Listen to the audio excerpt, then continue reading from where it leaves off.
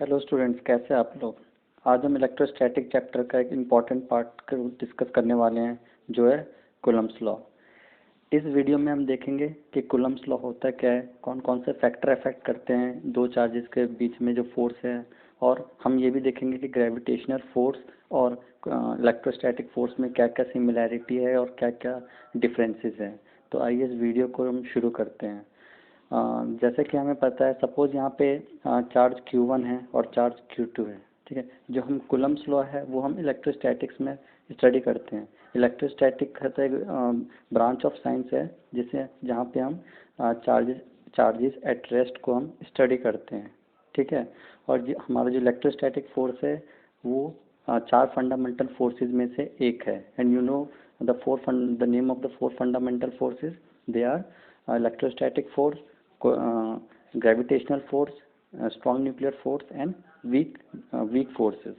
Okay, तो यहाँ पे हम पढ़ने जा रहे हैं इलेक्ट्रोस्टैटिक फोर्स के बारे में। ठीक है, एक्चुअली मैग्नेटिक फोर्स भी इलेक्ट्रोस्टैटिक फोर्स का ही एक पार्ट है, लेकिन हम उसको यहाँ पे डिस्कस नहीं करेंगे। ठीक है, तो सपोज यहाँ पे जो दो चार्जेस है Q1 Q2, जो कि रेस्ट पे है। किसमें रेस्ट पे है। ठीक है, सपोज पहले चार्ज का वैल्यू है Q1 और दूसरे चार्ज का वैल्यू है Q2, और वो r डिस्टेंस से सेपरेटेड है। ठीक है, तो यहाँ पे कूलम्ब्स लॉ क्या बोलता है, it states that the electrostatic force between any two point charges which are placed r distance apart from each other is directly proportional to the product of these two given charges and inversely proportional to the square of the distance between them। इसका कहने का मतलब ये हुआ कि अगर ये दो चार्जेस यहाँ पे डिस्टेंस r से की दूरी पे रखे हुए हैं, तो ये एक दूसरे पे फोर्स एक्सर्ट करेंगे। वो फोर्स कितना होगा,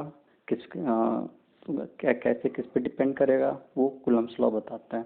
तो यहाँ पे सबसे पहले उसने स्टेटमेंट में ये कहा है कि जो F है वो डायरेक्टली प्रोपोर्शनल है किससे, Q1 Q2 पे। ठीक है, और दूसरा स्टेटमेंट में ये कहा है कि जो फोर्स है वो किसके इन्वर्सली प्रोपोर्शनल है, डिस्टेंस के स्क्वायर पे। तो यहाँ पे Q1 Q2 दो चार्जेस है और आर डिस्टेंस हमारा बिटवीन दीज टू चार्जेस।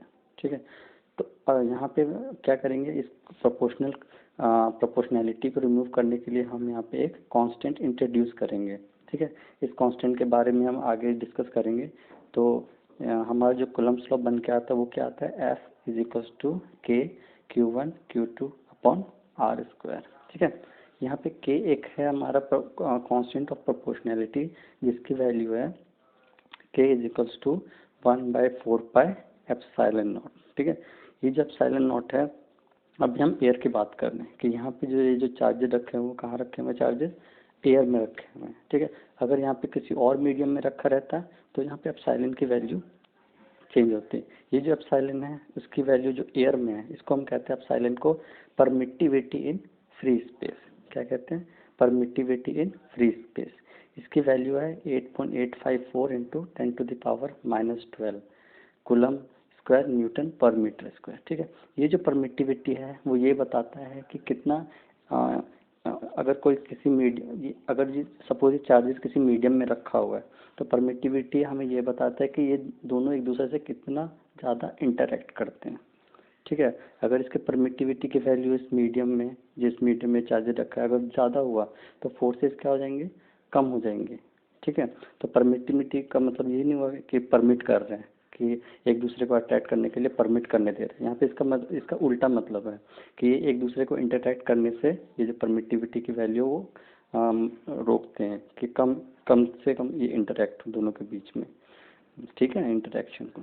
तो अब यहाँ पे जो कूलम्ब्स लॉ के जो फीचर्स क्या क्या हैं, सबसे इम्पॉर्टेंट चीज़ें जो ध्यान में रखने वाली है वो है कि Coulomb's law follows inverse square law. ये तो हमें भी पता है, जैसे जिस तरह से ग्रेविटेशनल फोर्स फॉलो करता है इनवर्स स्क्वायर लॉ को, उसी तरह कूलम्ब्स लॉ भी इनवर्स स्क्वायर लॉ को फॉलो करता है। ठीक है, the forces between two charges depends on medium in which they are kept. मैंने अभी बताया कि अगर आप एप्सिलॉन की वैल्यू चेंज करेंगे तो दोनों के बीच में जो इंटरेक्शन है, फिर फोर्स है, वो भी कम हो जाएगा। ठीक है, हमारा जो तीसरा है वो Coulomb's is only valid for point charges. Sorry, ये पॉइंट होगा, point charges. It does not hold for extended charges. ठीक है, तो पॉइंट चार्जेस किसको बोलेंगे, पॉइंट चार्जेस हम ऐसे चार्जेस को बोल देंगे कि अगर सपोज हमारे पास यहाँ पे दो चार्जेस है, वो बहुत डिस्टेंस पे रखा हुआ है, इतना डिस्टेंस कि जो इनके बीच का जो इनका जो डायमेंशन है, ठीक है, वो बहुत बहुत छोटा हो, किसके कंपैरिजन में, इन दोनों के बीच के डिस्टेंस में। फॉर एग्जांपल अगर दो पर्सन खड़े हैं, ठीक है, 1 किलोमीटर अपार्ट, तो क्या होगा, जो उनके बीच में जो डिस्टेंस है वो बहुत ज़्यादा होगा, है ना, as compared to the size of the person. ठीक है, तो उस केस में क्या कह सकते हैं कि वो जो दो पर्सन है वो एक पॉइंट ऑब्जेक्ट है। उसी तरह अगर यहाँ पे चार्जेस बहुत दूर रखे हुए हैं आपस में, ठीक है, तो इतना दूर के उनके जो बीच का जो डिस्टेंस है वो बहुत ज़्यादा है as compared to the dimension of this charges. ठीक है, तो ये चार्जेस जब बहुत छोटे हैं as compared to the distance, तो क्या होगा, इनको हम पॉइंट चार्ज कंसिडर कर सकते हैं। तो यहाँ पे जो कूलम्ब्स लॉ है वो सिर्फ किसके लिए होल्ड करता है, पॉइंट चार्जेस के लिए। ये एक्सटेंडेड चार्जेस के लिए होल्ड नहीं करता। फॉर एग्जांपल दो बॉल रखा हुआ हमारे पास बड़े बड़े, उसमें चार्जेस है, ठीक है, तो उन दोनों के बीच में अगर हम फोर्स निकालना चाहे तो कूलम्ब्स लॉ के थ्रू नहीं निकलेगा। ठीक है, अब यहाँ पे है हमारा दूसरा, force act along the line joining the two charges. हाँ तो जो फोर्स है वो कहाँ पे, किस डायरेक्शन में एक्ट करेगा, इस डायरेक्शन में। अगर हम एक लाइन खींच दें इन दोनों के सेंटर से, ठीक है, तो ये लाइन ज्वाइन करेगा दोनों को, तो जो फोर्स का जो डायरेक्शन होगा वो इसी लाइन में ही होगा, कहीं और दूसरे डायरेक्शन में नहीं होगा। So the force act along the line joining the two charges. समझे। अब हम स्टडी करते हैं कि क्या सिमिलैरिटी है इलेक्ट्रोस्टैटिक फोर्स और ग्रेविटेशनल फोर्स के बीच में। तो यहाँ पे हमारे पास दो सिमिलैरिटीज़ हैं यहाँ पे। सबसे पहले जो सिमिलैरिटी है वो ये है कि both follows inverse square law. दोनों इनवर्स स्क्वायर लॉ को फॉलो करते हैं कि अगर डिस्टेंस को हाफ करो तो फोर्स 4 टाइम्स हो जाएगा, अगर डिस्टेंस को डबल करो तो फोर्स 4 टाइम रिड्यूस हो जाएगा। ठीक है, तो ये इनवर्स स्क्वायर लॉ को फॉलो करते हैं, 1/r² को। ऐसे फोर्सेस लॉस को हम क्या कहते हैं, कोई भी क्वांटिटी जब 1/r² को उस पर डिपेंड करता है तो हम उसको बोलते हैं कि वो इनवर्स स्क्वायर लॉ को फॉलो कर रहा है। ठीक है, force act along the line joining the two charges of और बॉडी। ये तो हमने पहले ही पढ़ा है कि जो फोर्स है ग्रेविटेशन के केस में भी, फॉर एग्जांपल अर्थ और मून है, ठीक है, अर्थ और मून के बीच में भी जो फोर्स एक्सर्ट होगा वो उस लाइन के अलोंग होगा। अगर हम जिस लाइन पे हमने दोनों के सेंटर को ज्वाइन किया उसी लाइन के अलोंग ये फोर्स एक्ट होगा। ठीक है, यहाँ पे डिफरेंसेस देख लेते हैं इलेक्ट्रोस्टैटिक फोर्स और ग्रेविटेशनल फोर्स का। यहाँ पे सबसे पहला जो डिफरेंस है हमारा वो है कि जो इलेक्ट्रोस्टैटिक फोर्स है वो डिपेंड करता है कि किस मीडियम में वो रखा हुआ है।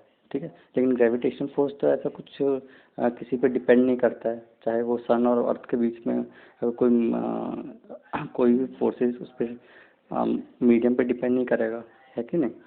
तो फॉर एग्जांपल अगर दो बॉल रखे हुए हैं, बीच में एयर है, या फिर वो दोनों बॉल अगर पानी में रख दें, ठीक है, तो दोनों के बीच में जो फोर्स की जो वैल्यू होगी वो चेंज नहीं होगी ग्रेविटी के केस में। ठीक है, लेकिन यहाँ पे जो चार्जेस के केस में चेंज हो जाएगा। अगर हम दो चार्जेस को एक बार हवा में रखा और एक बार हमने पानी में रखा या किसी और मीडियम में रखा, तो हर टाइम क्या होगा, जो इलेक्ट्रोस्टैटिक फोर्स की जो वैल्यू है वो क्या होगी, चेंज हो जाएगी। ठीक है, अब यहाँ पे जो electrostatic force can be attractive और repulsive, but gravitational force is always attractive in nature, है ना, कि जो ग्रेविटेशनल फोर्स है जब दो सेम चार्जेस होगा तो वो रिपेल करेगा, और जब अपोजिट चार्जेस होगा तो वो अट्रैक्ट करेगा। इसका मतलब ये कि इलेक्ट्रोस्टैटिक फोर्स दोनों दो तरह के फोर्स हो सकते हैं, attractive as well as repulsive, लेकिन जो ग्रेविटेशनल फोर्स होता है वो हमेशा अट्रैक्टिव ही रहता है। ऐसा नहीं है कि सन और अर्थ के बीच में रिपल्शन हो गया और सन मून दूर चला गया। ठीक है, वो हमेशा अट्रैक्ट ही करती है। ठीक है, Coulomb's law hold only for point charges, but gravitational force can hold for any body.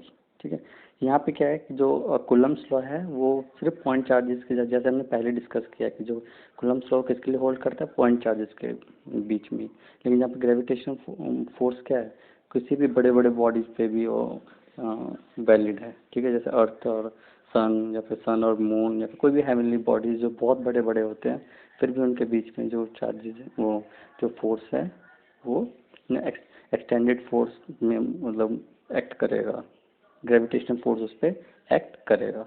ठीक है, तो अगर आपको ये वीडियो पसंद आए तो प्लीज़ इस वीडियो को शेयर करें और सब्सक्राइब, अगर आप नए चैनल में नए आए हैं तो प्लीज़ मेरे चैनल को सब्सक्राइब कीजिए। Thank you so much.